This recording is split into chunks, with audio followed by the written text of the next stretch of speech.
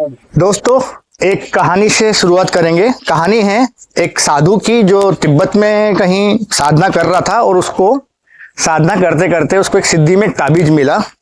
ताबीज की खासियत ये थी कि उस ताबीज से कोई भी आपकी 3 मांगे पूरी कर सकता था वो। तो जब भी साधु के पास कोई दुखी आदमी आता था तो वो क्या करता था, उसको ताबीज दे दिया करता था कि ले भाई, तेरे को जो भी अपने जिंदगी में मांगना है इससे मांग ले।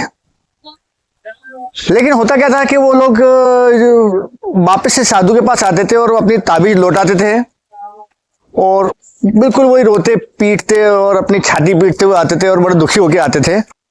तो साधु सोचता था कि इस ताबीज में ऐसा क्या है जो लोग ले जाते हैं, अपनी मांगे भी पूरी करवा के आते हैं और रोते भी हैं। तो उसने एक दो को पूछा कि भाई क्या है, उनकी व्यथा सुनी। फिर एक दिन वो अपने दोस्त के यहाँ गया और उसने उस ताबीज के बारे में बात की कि ये ताबीज मुझे ऐसा मिला है, लेकिन इस ताबीज की खासियत ये कि 3 मांगे कोई सी भी आपकी पूरी कर देता है। लेकिन जब भी कोई की मांगे पूरी होता है वो आदमी फिर दुखी होके मेरे पास आता है। तो वो दोस्त के अंदर भी कौतूहल जागता है कि भाई मैं भी इस ताबीज से पता करके देखूं कि अपनी मांगे कैसी पूरी कर देता है। तो साधु ने उसको मना करा कि नहीं नहीं, मैं आपको ये ताबीज नहीं दे रहा हूँ। तो लेकिन बहुत मना करने के बाद भी है ना, वो दोस्त माना नहीं। उसने कहा कि नहीं नहीं, मैं इससे मांग के देखूंगा। तो साधु ने उसको वार्न किया कि भाई आप बहुत सोच समझ के, आप जो भी इससे मांगे बहुत सोच समझ के मांगे, क्योंकि कभी कभी क्या हो सकता है कि इसका कुछ उल्टा असर भी हो सकता है। ठीक है, दोस्त ने बहुत ज्यादा जिद करी तो साधु ने उसको ताबीज दे दिया।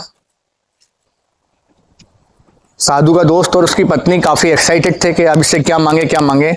तो बचपन से एक उनके अंदर आकांक्षा थी कि अमीर हो जाएं, करोड़पति हो जाएं। तो वो साधु को उन्होंने कहा था कि बहुत सोच समझ के हम इसको कुछ मांगेंगे। तो उन्होंने बहुत सोच समझ के फाइनली डिसाइड किया कि इससे हम करोड़पति होने का वरदान मांगते हैं। तो उन्होंने कहा कि हमको 1 करोड़ रुपया चाहिए।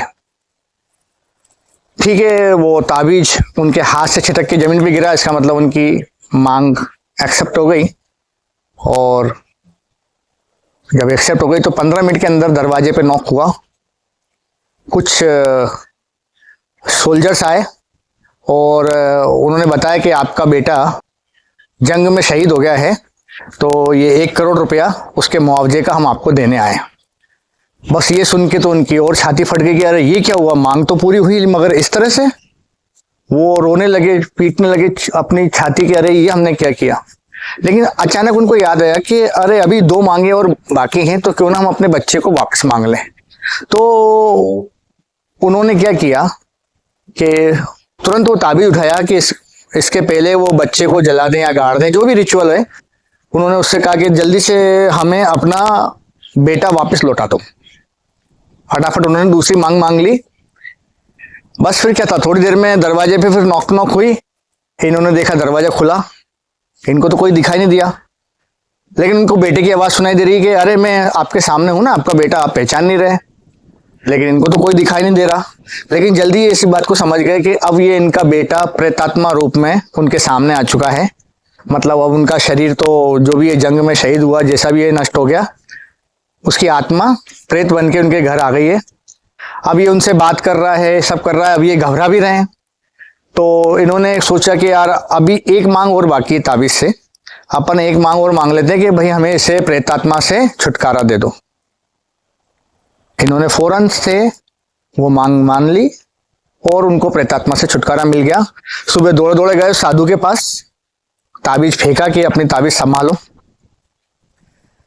कहानी यहीं खत्म होती है और इस कहानी की सीख यहीं से शुरू होती है कि हम जो भी अपने लिए मांगते हैं, इस ब्रह्मांड से, अपने भगवान से, गॉड से, जिससे भी हम अपने लिए मांगते हैं, वो हम बहुत ही कम बुद्धिमत्ता से मांगते हैं। एक्चुअली में हम जो भी मांगते हैं ना, वो आगे चल के गलती हो जाता है, क्योंकि हमारी सोच एक सीमित दायरे में ही सोच सकती है। हम अपने आगे का प्लान कुछ सालों में ही बना सकते हैं।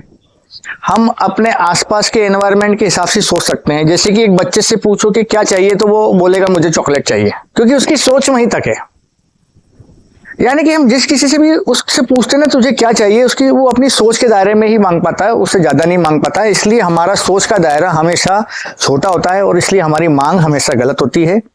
इसलिए इस कहानी से सीख मिलती है कि हमें कभी भी अपनी बुद्धिमत्ता से, अपनी सोच के दायरे से कुछ नहीं मांगना चाहिए।